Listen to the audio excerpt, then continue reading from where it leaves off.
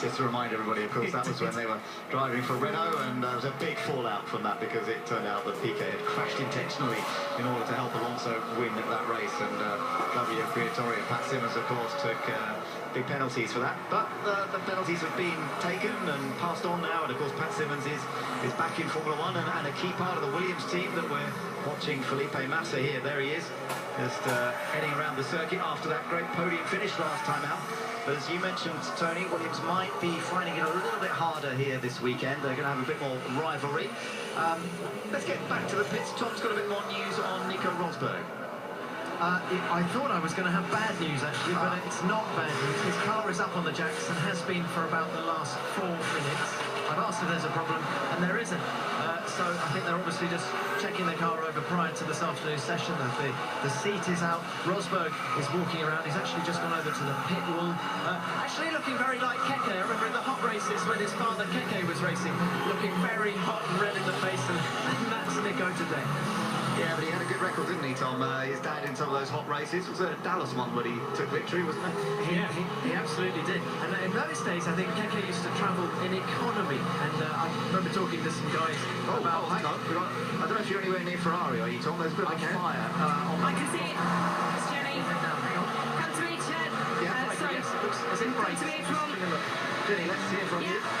Yeah, you can come to me. There is the smell of smoke coming out from Kimi Räikkönen. Front right brake. They had to use the fire extinguisher.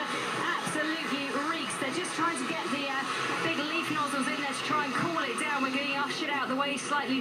No flames at the moment, but there was a lot of smoke coming out of that front right. So that's not good. They're just going to wheel the car back into the garage. But quite dramatic scenes down here in the pit lane. Interesting. Yeah, we're just seeing a replay, Jenny, and it was actually on fire as he drove in. That's unusual, because normally the driver would cool the brakes a little bit. Now, whether it's some debris that's got stuck in there that's actually caught fire, the actual disc seemed to be on fire, which is, I mean, these things, they're designed to run at temperatures of over 1,000 degrees on those carbon discs, so that's a bit of a surprise. A little more from you, Jenny?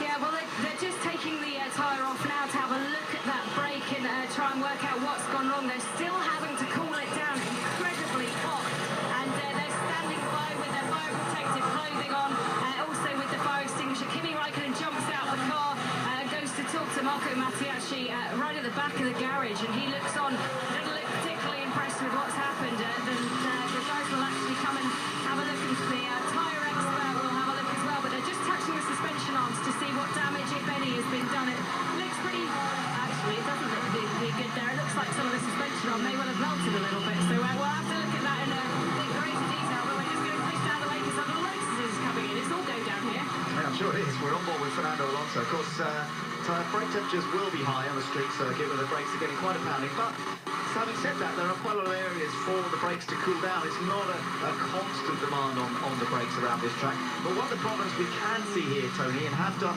not only affecting brake ducts, but front wings. Rosberg had some debris stuck on his front wing here last year.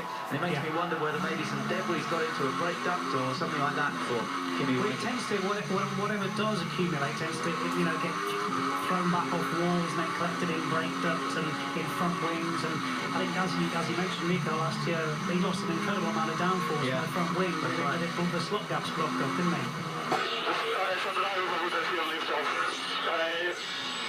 I really struggle to brake and start the car immediately. Understood. That was Daniel Kvyat reporting back that it was very difficult. Presumably that's to do with the brake-by-wire system and the generation system, the braking effort from the rear of the car that he was talking about. Alonso working quite hard in his Ferrari at the moment. Yeah, if you do collect that debris in the front wing, you can obviously take some of it out at a pit stop, but not much because you're stationary for about 2.5 seconds. So, it's tough if that happens. Wouldn't it be ironic if it had been Nico Rosberg's mirror that we saw him chuck out the car earlier and landed in the brake duct of Kimi Räikkönen's flat? That's very much. I'm making things up now. But anyway, I thought he was going for Lewis. Yeah, lovely shot. And then one of the classic shots here of the helicopter flying in, and you can see the Singapore Flyer on one side. You've got the track lit up. It's so bright.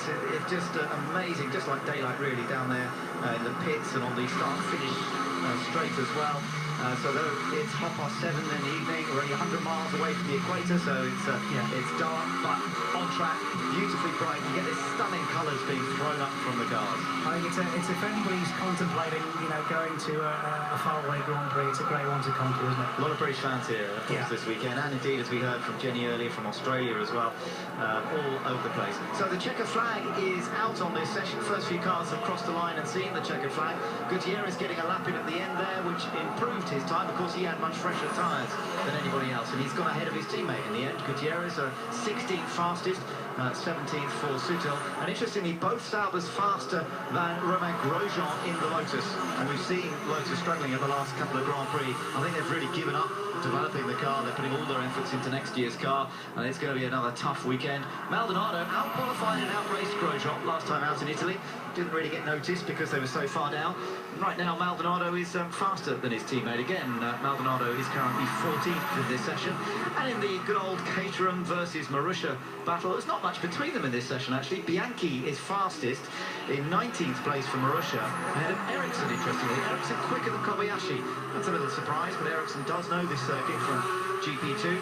Not much to choose, though, between Marussia and Caterham. And Chilton is the slowest of them. Well, he's done 17 laps. He seems to have done a full programme, but perhaps didn't get a quick lap in when the tyres were at the best. Just watching Vettel finishing off this session. It's not a particularly quick lap. Again, 6.1 seconds down on what he on the fastest of the session, which is Fernando Alonso's time. And interestingly, he's pulled over at the end of the pit lane. Now, we wouldn't normally see that. He'd normally do the slowdown lap, so that implies there was a problem for Sebastian Vettel. So, either Jenny or Tom, don't know whether you'll get a heads up on that, but interesting to see Sebastian Vettel has pulled over at the end of the pit lane with some radio from him. Okay, I think I have an engine failure. I had a problem and I had to stop immediately.